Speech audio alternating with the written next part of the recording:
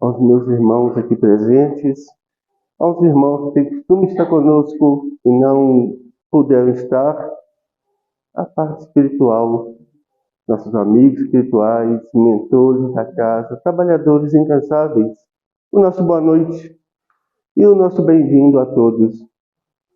E vamos nós, nessa reunião abençoada, aproveitar o momento e poder sugar da casa, dessa reunião, essa paz, a força, o alento que precisamos. Como buscamos Jesus há 2000 anos, e Ele sustentou-nos a luta. Bem-aventurados vós que estáis fatigados, sobrecarregados, cansados, vencidos, que eu vos aliviarei. E a casa espírita, as reuniões espíritas têm essa proposta, aliviar-nos, dar-nos um alento, através do conhecimento que ela nos faz ter. E na prece, uma prece humilde, vamos congregar com a espiritualidade maior e a Deus, pedir a Ele para que, com a sua permissão, possamos iniciar esse nosso momento de paz, de conhecimento e de libertação, porque conhecendo a verdade, ela nos liberta da ignorância, dos preconceitos, das vaidades humanas. Como bem vai colocar nossa irmã nessa noite, o desencarne, porque é a nossa realidade. Aqui, Senhor, buscamos forças para poder cumprir nossa missão, que assinamos no mundo espiritual antes de vir para cá. Que seja de alguns minutos, como acontece com muitas crianças, ou que seja de alguns séculos, como acontece com alguns idosos. Não há tempo marcado, o compromisso de cada um é único, individual. E a gente só ressarce o nosso passado criminoso, o nosso passado desastroso, com essa bênção da reencarnação. Ninguém poderá ver o reino de Deus, disse Jesus. Ninguém vai conseguir se alijar das dificuldades, dos defeitos, dos vícios, das paixões, se não nascer de novo. Então somos gratos a vós, Senhor, porque do momento em que acordamos até o momento do que a pouco vamos dormir, é só bênçãos que jorram na nossa vida. E se pudéssemos parar um pouco para observar, agradeceríamos mais a vós do que só pedir. Pedir o quê? Se somos milionários, como dizia Chico Xavier, no nosso dia a dia. Pai nosso, que estais nos céus, santificado seja o vosso santíssimo nome. Venha a nós o vosso reino, seja feita a vossa vontade, assim na terra como no céu. O pão nosso de cada dia nos dai hoje. Perdoe nossas dívidas, ensinando-nos a perdoar os nossos devedores, no esquecimento de todo mal, livrando-nos do mal que ainda reside em nós mesmos, pois só em ti brilha a luz eterna do reino do poder, da glória e da paz para sempre. Conceda-nos, Senhor, esse momento e abençoa a nossa irmã Martiele e os bons espíritos, amigos de luz, trabalhadores da paz e de Cristo, possam envolvê-la nos bons fluidos, para que ela possa trazer o que precisamos de ouvir. E a nossa companheira tem a palavra e o microfone.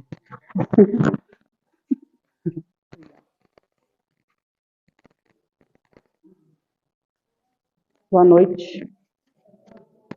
Tentar encaixar.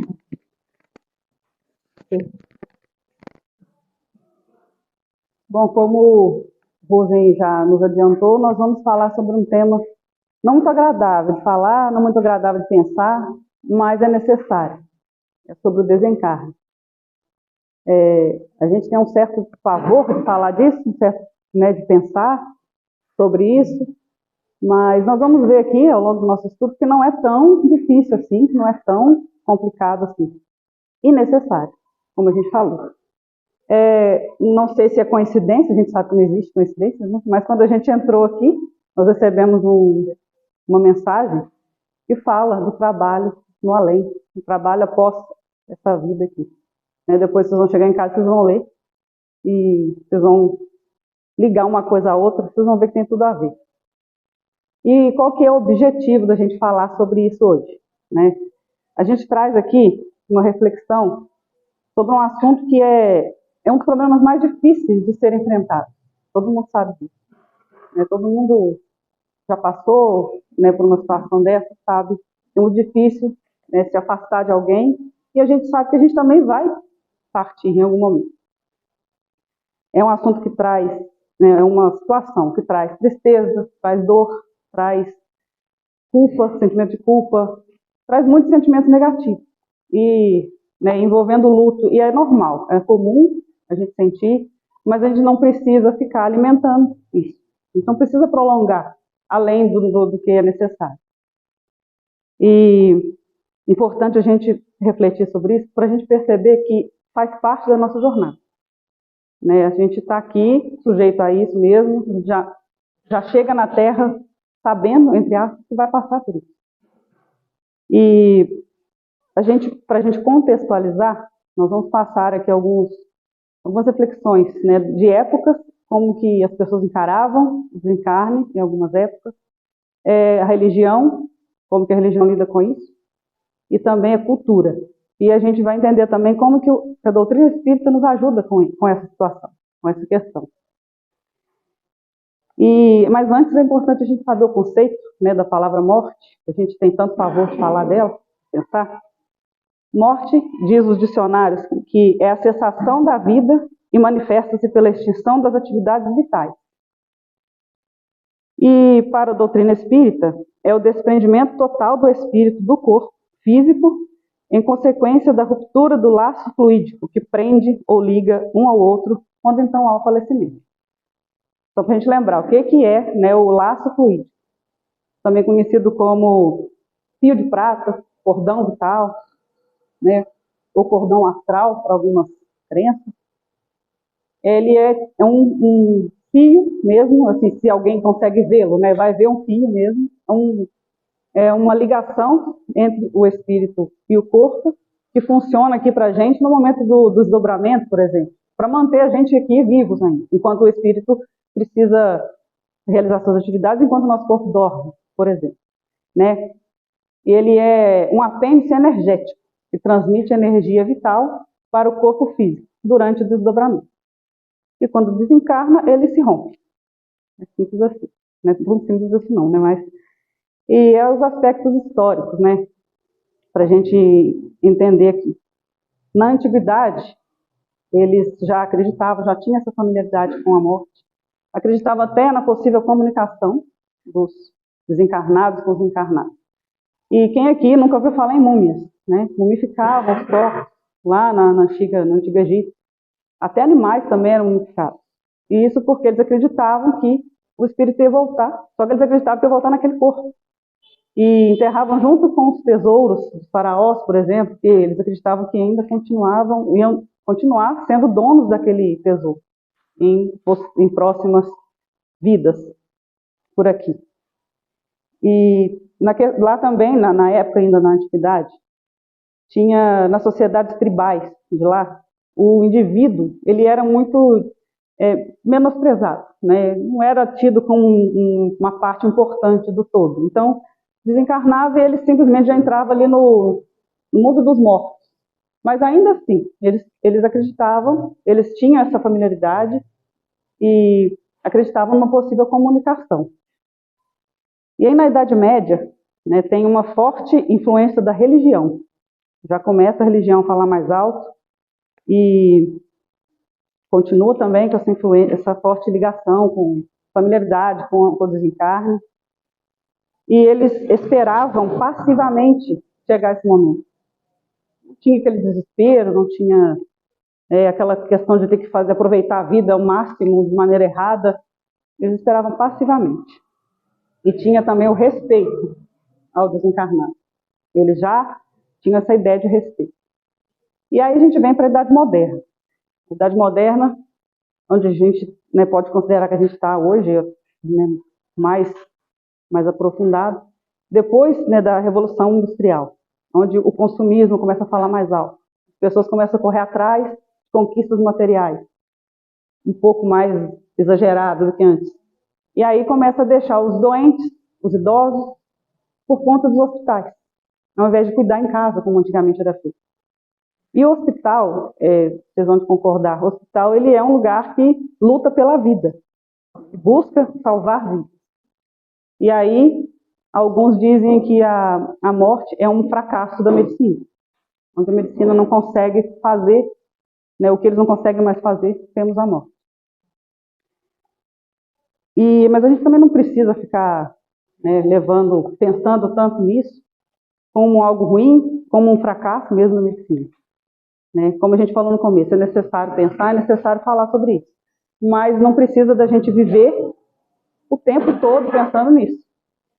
Não precisa da gente levantar e ir dormir pensando que horas que vai acontecer comigo, que horas vai acontecer com fulano, com ciclano. Não tem essa necessidade. A gente sabe disso e não é saudável a gente também viver dessa forma. E chega até a ter um sintoma de algumas doenças mentais.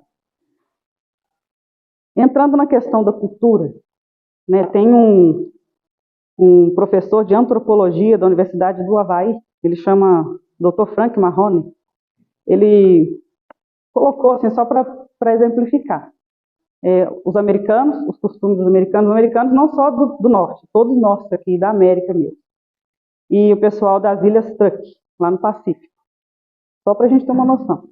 Aqui, na América, a gente tem esse costume de não aceitar o envelhecimento, né, de correr em clínicas estéticas para fazer procedimentos estéticos para que o nosso corpo não pareça estar envelhecido. Tem uma certa repulsa. Né? A gente acha que envelhecer é algo ruim e a gente sabe que não é. Muito pelo contrário, envelhecer é algo muito bom. Afinal que a gente está aqui ainda, né, nas possibilidades de fazer muita coisa. Já nesse lugar, nessas ilhas Truk, ele usa o termo ratificar a morte. Então eles validam, eles confirmam a morte. E a partir dos 40 anos, lá, já é considerado como o início da morte. Eles consideram que a vida acaba aos 40 anos. Realmente, como a gente vê muito falar em certos lugares aí. É um pouco estranho para a gente, porque 40 anos, né, todo mundo ainda está muito jovem, cheio de energia, cheio de vida. Mas lá, eles já começam a trabalhar essa questão da morte nessa idade. Para vocês verem como que a cultura influencia, em como que a gente trata o desencarne. E a religião, né? A religião influencia nas atitudes e nessa forma de encarar o desencarne. Para os judeus, a gente não vai falar aprofundado, assim como a gente falou da época também, uma pincelada, e nas religiões também vai ser bem por alto. Né? Os judeus, a lei deles permite que eles coloquem a casa em ordem quando estão prestes a desencarnar. Eles procurem conversar com pessoas que eles desentenderam, procurem perdão, procurem perdoar, eles procuram deixar tudo o máximo de organizado possível. Para o budismo, eu confesso que isso é uma novidade. Eu não sabia que os budistas encaravam dessa forma. Eles dizem que nada pode ser dito depois da morte. Eles não negam, não afirmam que existe vida após a morte. Eles deixam essa questão aberta. Então, eles não pressionam quem acredita, também não faz ninguém... Enfim, eles deixam isso em aberto. Para quem segue o budismo, acredita se quiser, pensa se quiser. E já o catolicismo, né, que a gente está um pouco mais familiarizado, trata a morte como algo que simplesmente uma passagem. Existe um céu, um inferno, um purgatório em um lugar circunscrito, todo mundo já ouviu falar. E um pouco parecido, né, com a doutrina espírita, mas tem uma diferença grande aí, né, e para nós espíritas, de acordo com os nossos estudos, a gente vê que o espiritismo dá um significado maior e racional para a vida depois da morte. E traz até um certo alívio para a gente, quando a gente fala disso. Existe o céu, existe o inferno, existe um umbral, mas não são locais circunscritos, são estados de consciência. E o lugar que a pessoa vai quando desencarna também vai depender de como está a consciência dela naquele momento, ou durante a vida dela. E também é o seguinte, aqui a gente lembra de uma coisa muito importante. Quando a gente fala em procurar no dia a dia, a gente manter um certo equilíbrio, manter a vibração ali o máximo de mais alto possível, porque a gente não sabe em que momento a gente vai desencarnar. E se a gente desencarna no momento que está com raiva, que está deixando o ódio falar mais alto, que está com qualquer sentimento primitivo ali tomando conta da gente, imagina a situação que a gente vai chegar lá do outro lado. Vai ser muito mais difícil. Então a gente começa a entender a importância da gente trabalhar o nosso dia a dia enquanto a gente ainda está aqui. E aí agora, tem um pesquisador espírita chamado Sérgio Biagi Gregório, se alguém quiser pesquisar o nome dele depois, né, os trabalhos dele, ele fez um compilado de perguntas e respostas, baseado nas perguntas que fazem para ele e as respostas baseadas nos livros A Gênese e o Céu e o Inferno, de Kardec. A gente não vai falar onde exatamente estão essas respostas, porque ele não dá referência aqui. E é bom também que desperta a curiosidade da gente estudar mais. E não vai ficar chato, não, gente. A gente vai refletir junto aqui essas perguntas e essas respostas, porque é uma dúvida de todo mundo. Né? É uma coisa que passa pela cabeça de todo mundo, principalmente quem não conhece o doutrina espírita. Ele começa assim, ele fala depois da morte, depois ele fala da morte, propriamente dita. A primeira questão, o que nos espera além do túmulo? A gente pensa aí, todo mundo já pensou isso em algum momento da vida. E aí ele fala que o além-túmulo não salva e nem condena. Ele vai depender, né, o que vai acontecer lá, o que vai esperar a gente lá, vai depender de como a gente se comporta aqui. Né, vai depender de como que a gente vai estar naquele momento, porque lá a gente vai estar despojado da matéria, né, e a gente vai perceber a nossa realidade. E muitas vezes a gente não se conhece muito bem enquanto a gente está aqui. Depois perguntam para ele se há um céu e um inferno. E aí ele fala sobre o livro O Céu e o Inferno de Kardec, né, que ele trata disso de uma forma bem específica, muito importante para a gente, né, os depoimentos que tem nesse livro, né? E aí muita gente fala, né, que quem morreu nunca voltou para contar como que é lá, e é tudo mentira. A gente sabe que já voltaram sim, né, e para a gente ter uma boa noção.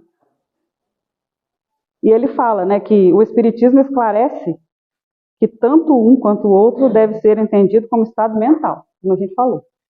A gente pode estar aqui na Terra, encarnado, e estar no céu, e pode estar no inferno também. Depende muito do que a gente está passando, de como a gente enfrenta as situações do dia a dia. E aí o que os espíritos fazem no mundo dos mortos? Perguntado para ele. Mais uma vez, né? Ele fala que vai depender, né? O que eles fazem ou deixam de fazer, vai depender do grau de evolução de cada um. Vai depender da crença de cada um. Se a pessoa acredita que vai chegar lá e vai dormir até o Cristo voltar, ela realmente vai ficar um tempo lá esperando até a consciência dela tomar, né, entender a realidade das coisas. Se ela está disposta a trabalhar, ela vai trabalhar. Se ela está disposta a ficar no umbral, ali, se martirizando, ela vai ficar no umbral. Também vai depender de cada um. Perguntam para ele se os espíritos se alimentam como nós. Ele fala, né, que também vai depender, tudo depende, né, da evolução de cada um, da necessidade de cada um. Só que se algum espírito lá precisa se alimentar, esse alimento é diferente do nosso, né, a gente sabe. Não é um alimento físico, é um alimento fluídico. Perguntam para ele como que ele explica o passamento. Os espíritos falam para a gente que o instante da morte não é doloroso, a morte não dói. Se a pessoa tem alguma doença, tem algum sofre um acidente, alguma coisa assim, ela pode sentir uma dor ali antes do desencarne, mas o momento do desencarne não é doloroso. A gente fica um pouco mais aliviado com isso, né? E por que que a maioria das pessoas teme a morte? Por que que nós temos esse pavor da morte? Né? Tanto do outro quanto se a gente pensar na nossa. Ele diz que as causas são muitas. Né? Mais para frente a gente vai ver uma explicação de Kardec também, que também tem nos livros. É um instinto de conservação, né, da nossa espécie. O medo do desconhecido, aquela fé no futuro que algumas pessoas ainda não têm. Isso é providencial também, né? É necessário, esse temor devido a esse conhecimento. E em seguida perguntam se a gente deve se preocupar com o que há de vir. Né? Não seria melhor ficar preso a essa vida? Não preocupar com o futuro, ficar pensando só aqui mesmo, só no hoje.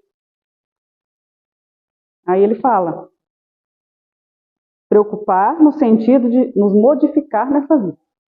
Não no sentido de ficar, como a gente falou, só pensando no momento da morte. Pensar e preocupar em mudar nosso comportamento, em sermos cada dia melhores, para que a gente chegue lá do outro lado um pouco mais, fique um pouco mais tranquilos, menos assustados. E a gente sabe que, né, mesmo a gente conhecendo, mesmo a gente estudando, a gente sabe que vai ter uma perturbação, a gente pode estranhar o lugar, enfim, até a gente entender o que está acontecendo. E o que vai acontecer lá é um reflexo do nosso dia a dia. Um reflexo que nós somos aqui. E que tipo de sensações descrevem os espíritos quando adentram o mundo dos mortos? Né? São várias as sensações. Uns dizem que, a maioria, né, diz que quando se percebem com a forma física da última encarnação. Alguns sentem frio, sentem fome. Uns dizem que passou por um sono de reparação. Outros falam que foram resgatados por familiares, por amigos. Outros por estranhos, né, entre aspas, porque depois eles vão ver que não são tão estranhos assim. E tem as sensações também de culpa, de arrependimentos, de remorsos. Aquelas sensações que não são tão boas, são mais desagradáveis. E André Luiz, ele escreve lá no livro Nosso Lar, que ele se sentiu amargurado, com o coração em saltos e um medo terrível do desconhecido. André Luiz não tinha essa ideia de vida após a morte. Quem já leu o livro Nosso Lar aqui vai lembrar. É o caso de muitos de nós aqui. E aí vem falando uma questão importante nesse mês que a gente está, né, mês de setembro. Quais são as consequências do suicídio? Pergunto para ele. E a gente sabe que o suicídio não é o fim, né? A gente só tenta tomar um atalho por alguma coisa que a gente poderia resolver aqui, mas ele responde sabiamente que o suicídio tem que se levar em conta os atenuantes, tem que se levar em conta as causas. Porque a pessoa que comete suicídio não pode ser julgada como muita gente julga. A sociedade às vezes não colabora, a família não colabora. É muita coisa envolvida. Ninguém sabe o que se passa no íntimo de cada um. Então, antes de julgar, né, quem cometeu, a gente precisa primeiro pensar nessa pessoa fazendo preces, envolvendo em boas vibrações. Se a gente souber de alguém que esteja pensando nisso, ajudar de todas as formas possíveis. E a gente também se vigiar. Se caso um pensamento desse passar por nossa mente, a gente procurar ajuda. A gente tem consciência de que esse não é o caminho.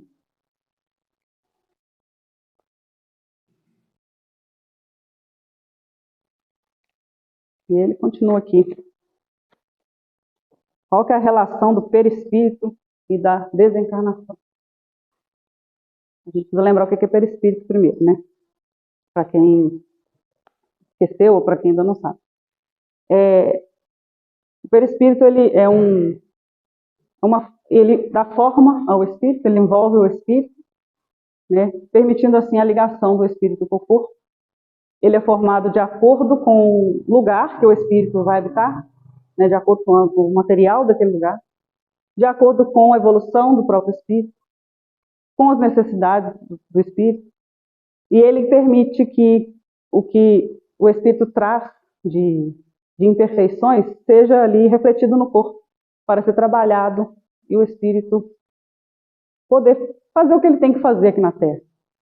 E aí a gente lembra daquela explicação que o Danilo já falou aqui algumas vezes, né? Se a gente lembrar de uma caneta, Caneta Bic, que ela é transparente, a gente consegue ver melhor. A tinta da caneta sendo o espírito, o tubinho sendo o perispírito e o plástico da caneta sendo o corpo. O perispírito vai moldar ali o espírito com o corpo. E qual que é a relação do perispírito com o desencarne? Ele fala para a gente que quanto mais sutis e rarefeitas são as moléculas constitutivas do perispírito, tanto mais rápida é a desencarnação. Tanto mais vastos são os horizontes que se rasgam ao espírito. Ou seja, traduzindo, quanto mais desmaterializado for o espírito, mais rápida se dá essa desencarnação. E quanto mais concentrado no mundo físico a pessoa for, mais ela demora de acontecer esse processo. E quanto mais leve for o perispírito, para mais longe ele pode ir. Quanto mais pesado, mais preso aqui na Terra ele vai ficar. Essa é a relação. E aí ele dá aqui para a gente uma luz, Porém, como o espírito tem livre arbítrio e vontade, pode modificar as tendências e o curso do perispírito. Vai depender da busca do conhecimento, vai depender da vontade, vai depender do bom uso do livre arbítrio. E a última questão aqui que fazem para ele sobre a vida após a morte. Se o espírito, ao adentrar no mundo dos espíritos, continua o mesmo, como é possível descobrir a verdade sobre si mesmo? Nós somos lá ou somos aqui. A mesma coisa, não muda nada. Só que lá a gente não está preso ao corpo. Então a nossa consciência se torna mais expandida. A gente consegue ter um acesso maior à nossa consciência, que é onde estão as leis de Deus. E se a gente infringe as leis de Deus, a gente vai sentir o peso, vai ter uma sensibilidade maior do outro lado. E agora falando sobre a morte, diretamente sobre a morte. O que é a morte? A gente já falou ali atrás do conceito, que é a exaustão dos órgãos físicos. A morte existe para o corpo físico, para o espírito não. E, segundo o espiritismo, a morte é o desprendimento total do espírito, do corpo físico, em consequência da ruptura do laço fluídico. A gente já viu isso lá no começo. Então, essa é a morte. Mas a morte, a gente sabe que existe morte de tudo, gente? O povo brinca muito, que morre uma toalha, nasce um pano de chão, enfim. É a sensação de algum momento, de algum movimento, de algum objeto, que não serve, não usa mais, enfim. É a próxima, Essa aqui é interessante, que a gente às vezes nunca parou para pensar, É o corpo que deixa o espírito ou é o espírito que deixa o corpo? O que vocês acham? Pode falar.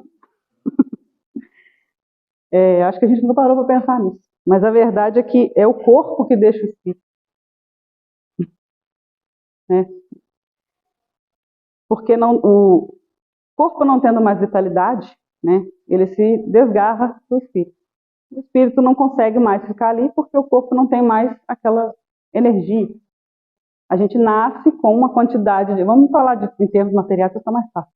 A gente nasce com um prazo de validade, com uma quantidade de energia ali determinada. Chega um momento que essa energia se cessa.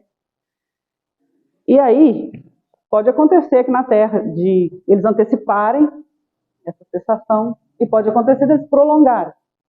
Vai depender muito da pessoa também, de como que ela está agindo aqui. Se ela está indo bem, eles oferecem que fique mais um tempo. Se a espiritualidade vê que a pessoa está só se prejudicando o outro, talvez ela vá um pouco mais rápido do que teria que ser. E também o cuidado que a gente tem com o nosso corpo. Às vezes a gente antecipa isso apenas com um descuido, que a gente nem tem noção do que está fazendo. Por isso que é importante a gente cuidar do nosso corpo. Nada de exagero, claro que não, mas cuidar na medida certa. Não deixar o nosso corpo desgastar além do que precisa desgastar. Dormir bem, alimentar bem, praticar atividade física, cuidar da mente, muito importante. Tem muita gente que não gosta de médico, Tem gente que tem pavor, fala em médico, já muda de assunto. Mas é importante. Mesmo que ele fale que a pessoa não tenha nada. É importante cuidar.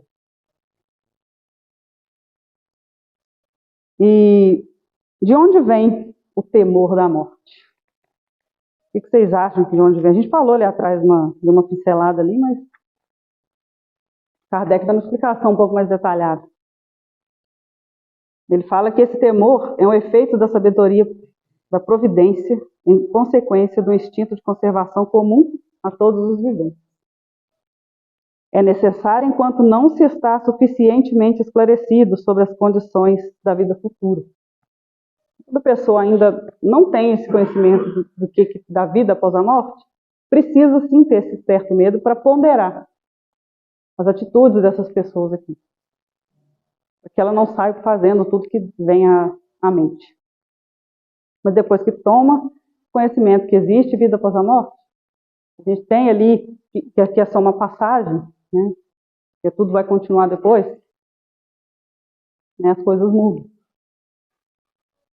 Esse temor já começa a ser trabalhado e diminuído e de repente até nem existe, né, para alguns de nós. Eles perguntam se os espíritas temem a morte. Se os espíritas temem a morte. Será? Será que a gente encara a morte com tanta facilidade assim? Não. A gente tem um certo, né, medo. A gente tem, sim. Mas a gente tem um conhecimento, né, que a doutrina espírita, né, traz para a gente e deixa a gente um pouco mais tranquilos em relação a isso. Mas mesmo assim a gente ainda tem um certo, né, certo medinho. E ele fala aqui, né, esse pesquisador, que não, os espíritas não têm medo da morte, mas a gente sabe que tem sim. Mas ele sabe... Isso. A gente está caminhando. A gente está caminhando.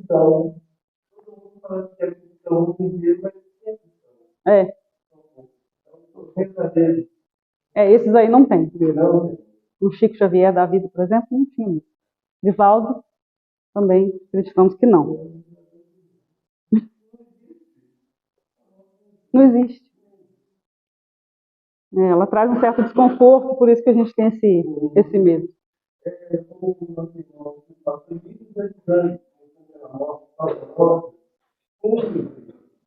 Aquela cadeira preta, aquela coisa lá, não tem como a gente desaprender isso de uma hora para outra. Desse jeito. E como que se dá a separação, né, do espírito do corpo físico? Aqui se tratando de morte natural, né? A gente não está falando de acidente, de assassinatos, não, morte natural. O desprendimento começa pelos pés e vai progressivamente até a cabeça, e que é onde está situado o centro de força coronária. É o último a desatar por causa da sua estreita ligação com o espírito. A ligação mais forte está na nossa cabeça, né? E desprendendo-se do corpo, para onde vai a alma? Mais uma vez, né? Essa dúvida. Aí ele fala aqui das questões religiosas, né? Algumas religiões falam que vão para céu, para inferno, enfim, para vários lugares. Mas o Espiritismo ensina para a gente que a alma vai para onde levar o peso específico do perispírito, como a gente viu. Irá para um lugar beatífico ou cheio de trevas, né, conforme tiver sido a sua passagem por esse mundo de provas e expiações. A gente sabe que a gente vai para algum lugar, né? Alguns ficam aqui na Terra mesmo, né? Isso vai depender muito.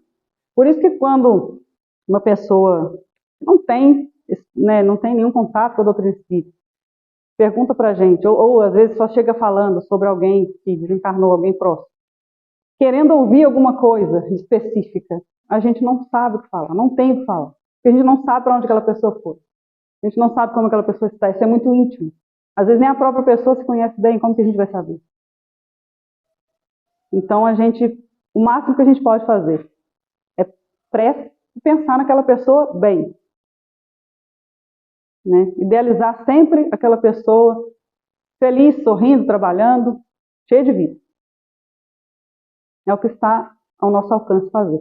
Essa revelação de como está a outra pessoa lá do outro lado acontece em casos muito específicos.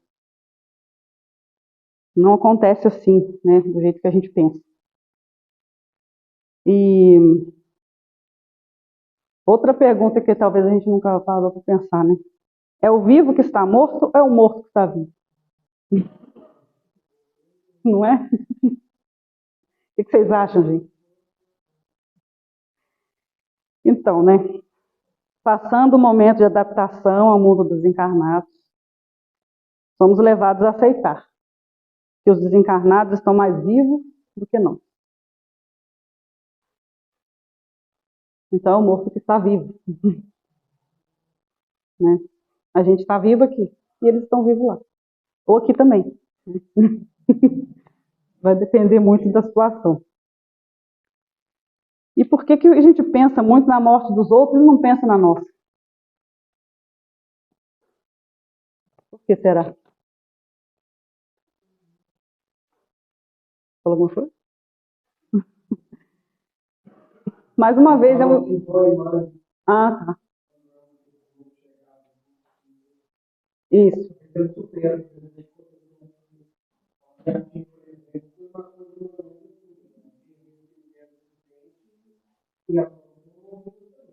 Muita gente fala, chega nesse raciocínio.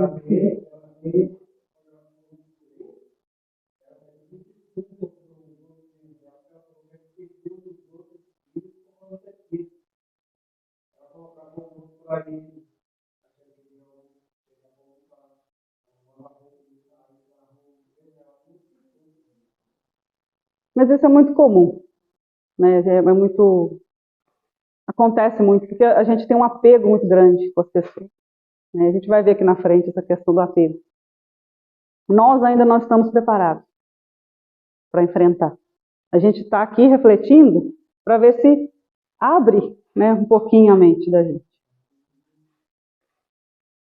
E aqui ele vai citar uma passagem de Lucas, capítulo 12, versículos 13 a 21. Fala daquele homem que juntou tesouros, acumulou tesouros, e fala que não precisa mais trabalhar, porque ele já tinha feito as suas economias ali. Mas aí Deus fala para ele, coitado, essa noite mesmo vão tomar sua alma.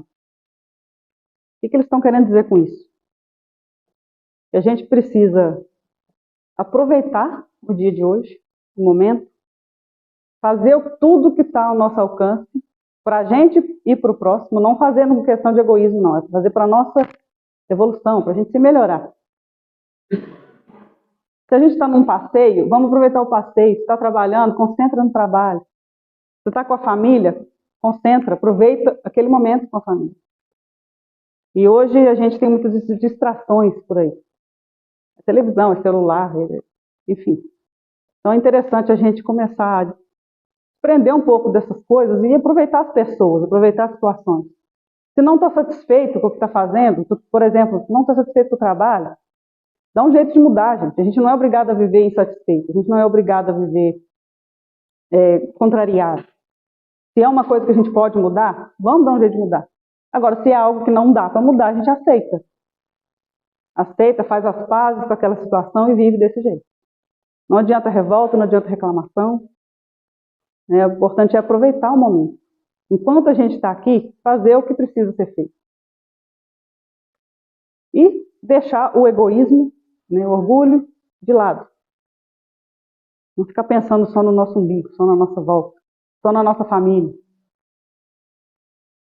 Todas as atitudes, pequenas atitudes que a gente tiver condição de fazer pensando num bem geral, a gente faz. E aqui, diante dessas questões, dessas respostas, a gente vê que a vida continua. A gente não tem um ponto final, para o espírito não tem um ponto final. A gente fala assim, não é fácil fazer, mas é importante. A gente deve deixar para trás tudo aquilo que pesa. Aquela bagagem pesada que deixa a gente preocupado, que deixa a gente com consciência pesada, que deixa a gente não deixa a gente seguir em frente. E eu não estou falando de coisa material, não. Geralmente essas bagagens pesadas, elas são sensações, são emoções. Então a gente pensar muito bem, né? Se a gente vai alimentar isso, se a gente vai trabalhar isso para fazer isso virar uma coisa positiva na nossa vida. São brigas, né? As imperfeições que a gente traz, essas discussões sem razão, que a gente nem sabe por que está brigando, nem sabe o motivo. E esses sentimentos que são filhos do egoísmo e do orgulho. Que é a raiva, ciúme,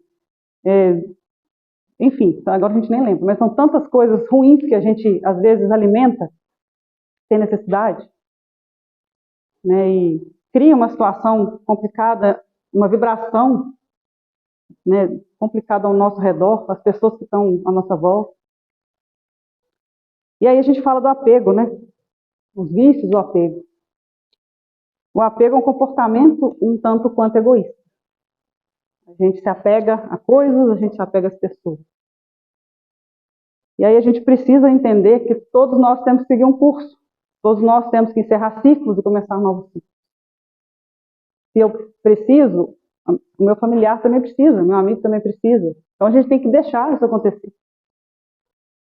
Né? Sentir o luto ali no momento que precisa, mas fazer de tudo para se libertar. E deixar a outra pessoa seguir também. Encerrar esses ciclos, né? E tem uma ferramenta muito importante que ajuda a gente muito, além da doutrina espírita, né, nos deixar bem mais tranquilos em relação a isso. A prece também ajuda muito. Ajuda quem está aqui, ajuda quem está lá. É um recurso que não falha nunca. A gente lembra, né, que a saudade fica, mas é nosso dever não alimentar tristeza, não alimentar dor e sofrimento. Porque isso pesa tanto para a gente quanto para quem, tanto para o encarnado quanto para o desencarnado. Procurar conviver bem com as pessoas e alimentar bons pensamentos. E o Sérgio traz para a gente aqui ainda, para finalizar,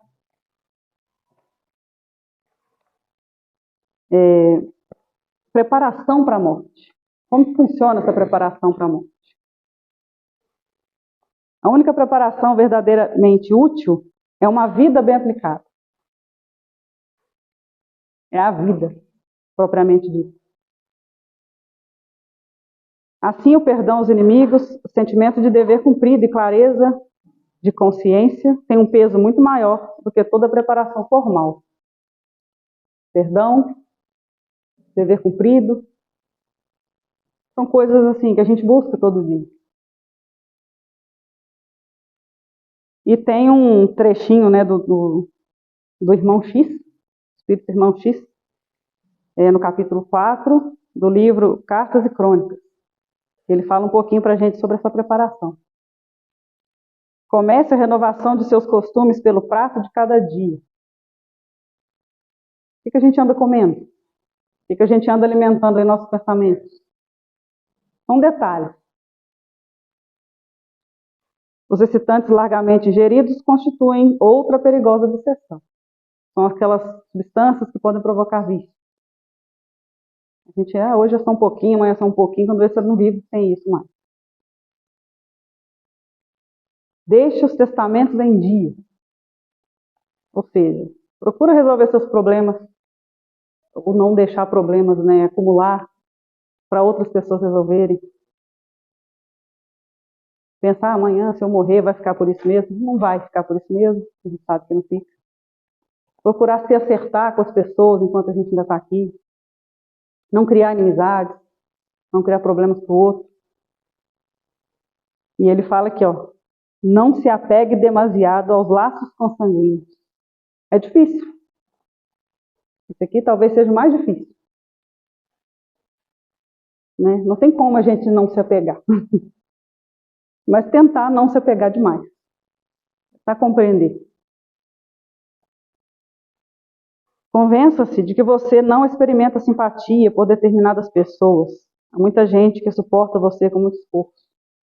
Olha que peso, tá vendo? Às vezes a gente acha que a gente não suporta o outro, mas é o outro que não suporta a gente.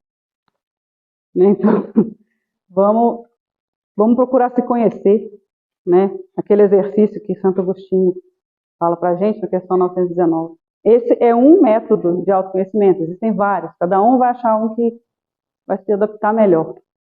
Conhecer para entender quais os pontos que a gente precisa melhorar.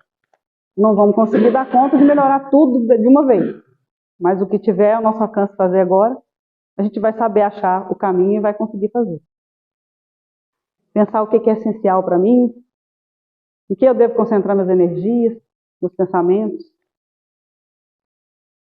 E ele continua aqui, né, para a gente perseverar até o fim.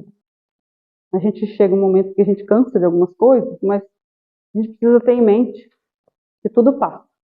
Coisas boas passam, coisas ruins também passam. E se a gente tem que enfrentar um problema que seja para o resto dessa encarnação, que a gente enfrente. Que a gente saiba enfrentar. Né? A resignação. Tem um conceito interessante de resignação, que uma colega falou outro dia, que é fazer as pazes com o problema, andar de mão dadas com ele. Você sabe que você tem uma situação difícil ali, mas não precisa brigar com ela. Não precisa se revoltar. Né? Vamos fazer as pazes e tentar andar juntos, porque é uma coisa que a gente precisa passar. E cada um sabe o que precisa. A gente sente quando é uma coisa que a gente tem que passar. Não importa se está nessa religião, se está em outra religião, se não tem religião, a gente simplesmente sente. É algo que está impregnado na gente. E quando as coisas ficarem muito difíceis, né, a gente lembrar que a gente precisa fazer alguma coisa, a gente precisa agir para a gente alcançar o reino de Deus. A gente precisa buscar conhecimento, a gente pode recorrer ao Evangelho, a gente deve recolher ao Evangelho, recorrer.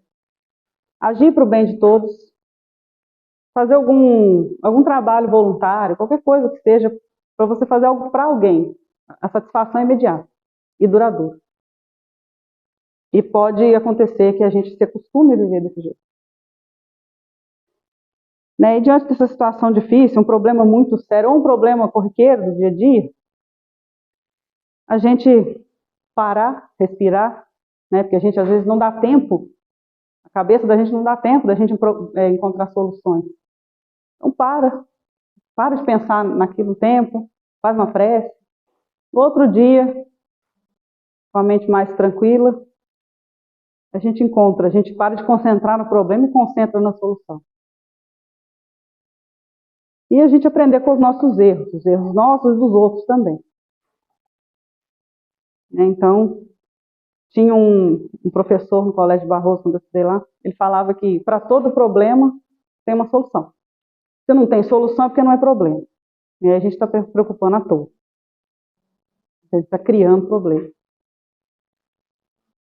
E tem uma frase aqui muito forte também, que ele fala, para a gente enfrentar a morte com a mesma determinação com a qual enfrentamos a vida. Nós estamos determinados aqui todo dia. Acordar, procurar o nosso sustento material, que é necessário. Né? A gente procura ter um momento de lazer, de diversão, mas a gente se empenha muito em buscar as coisas aqui. Então a gente pode também se empenhar, né, em fazer coisas aqui que vai nos proporcionar um bom lugar quando a gente desencarnar. Uma boa situação, um bom estado de consciência. Essa era a reflexão de hoje. Vocês têm alguma pergunta para fazer? Se a gente não souber responder, responde depois. Tudo ok? Usa.